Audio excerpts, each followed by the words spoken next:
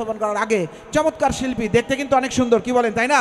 এই হ্যান্ডসাম শিল্পীটি আপনাদের কিন্তু গান শোনাচ্ছে, তাই তার জন্য কি হবে জানি না, তবে আমার মনে হয় এই মুহূর্তে শিল্পীর জন্য 5 সেকেন্ডের একটা জোরে করে করতালি হয়ে যাক সবার জন্য।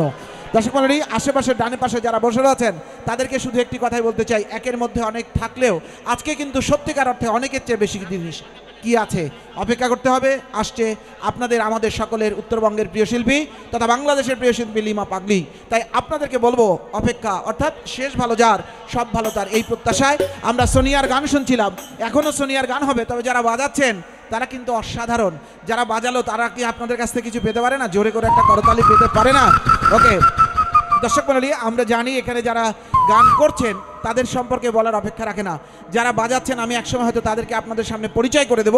তবে তার আগে আরেকবার বলি, আর একটা গানের পরে যারা আয়োজন করেছেন তারা আপনাদের সামনে একটু আসবেন বলে প্রত্যাশা করছি। প্রতি বছর আগামীতে এরকম অনুষ্ঠান হোক, আপনারা চান না? অবশ্যই তো চান, না কি বলেন? অতএব আর কথা নয়, আসুন আমরা পরবর্তী শিল্পী গান শোনাবার জন্য আসছেন। কে গাইছেন?